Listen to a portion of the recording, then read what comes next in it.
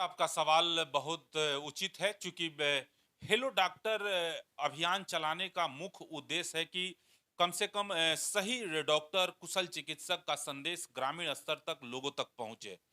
खास करके ऐसा देखा जाता है कि ग्रामीण स्तर पर जो लोग हैं वो अपने हेल्थ को लेकर के बहुत ज़्यादा जागरूक नहीं रहते हैं। जब उनके पास क्रिटिकल समस्या उत्पन्न होता है तभी जाकर के वो कुशल चिकित्सक के पास जाते हैं या किसी अस्पताल में जाते हैं। लेकिन कई चीजें मेडिकल स्तर पर जब हम लोग काम कर रहे हैं मेडिकल के क्षेत्र में तो कई चीजें सामने आ रही है। डॉक्टर को गॉड का रूप दिया गया है, डॉक्टर को भगवान भी माना जाता है, भगवान का दूसरा रूप माना जाता है।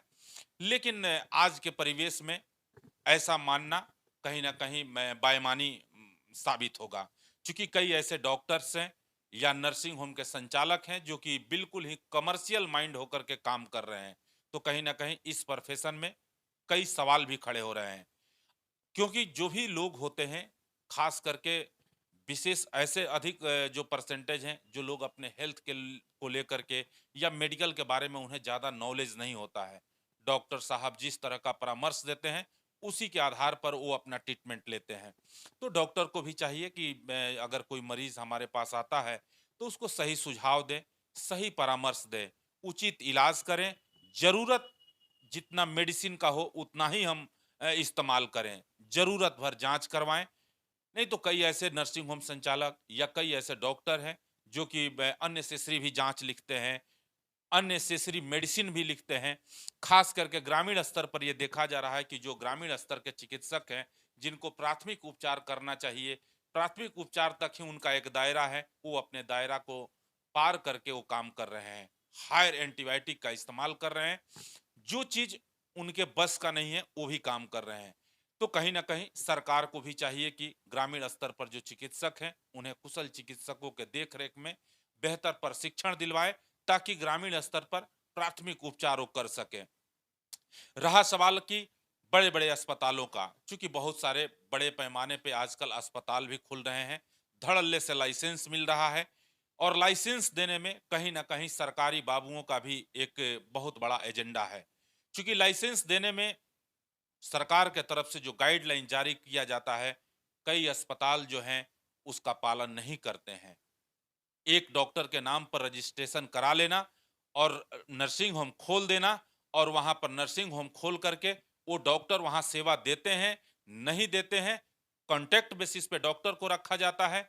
लाइसेंस किसी अच्छे डॉक्टर के नाम पर ले लिया गया, कुशल चिकित्सक के नाम पर ले लिया गया, लेकिन उसके बाद उस नर्सिंग होम में, उसके उस अस्पताल में कौन डॉक्टर सेवा दे रहे हैं, इसका छानबीन करने वाला कोई नहीं है। कई ऐसे अस्पतालों में जाने का मौका मिला जहां पर बड़े-बड़े डॉक्टरों का नेम प्लेट लगा है, बड़े-बड़े डिग्रीधारी डॉक्टर का नेम प्लेट लगा है, लेकिन वो डॉक्टर कहीं दिल्ली में सेवा दे रहे हैं, कोई बॉम्बे में दे रहा है, कोई बेंगलोर में दे रहा है, कोई कलकत्ता में दे रहा है। तो फिर आखिर इस अस्पताल में कौन डॉक्टर सेवा दे रहा है? ये काफ़ी चिंता का बात है और सरकार को इसमें निश्चित तौर पर या सरकार के कर्मचारी या पदाधिकारी को संज्ञान लेना चाहिए और इस तरह के मंसूबा वाले लोगों पर कार्रवाई करनी चाहिए। चूँकि डॉक्टर अगर वहाँ पर सेवा नहीं दे रहे हैं तो फिर उनके नाम पर लाइसेंस कैसे जारी हो गया? और लाइसेंस जारी हो गया तो वो डॉक्टर हैं कहाँ पर?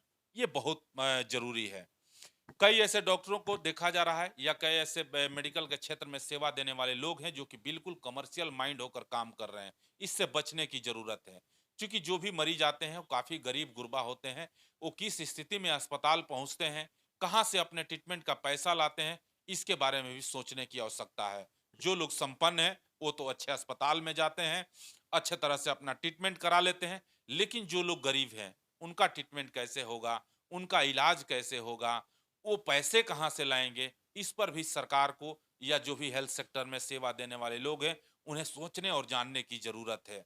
क्योंकि आजकल देखा जा रहा है कि बहुत सारे अस्पताल जो गवर्नमेंट लेवल पर प्राथमिक स्वास्थ्य केंद्र प्रखंड स्तर पर हैं, वहाँ पर भी कई चीज़ें सामने उभर कर आ रहा है।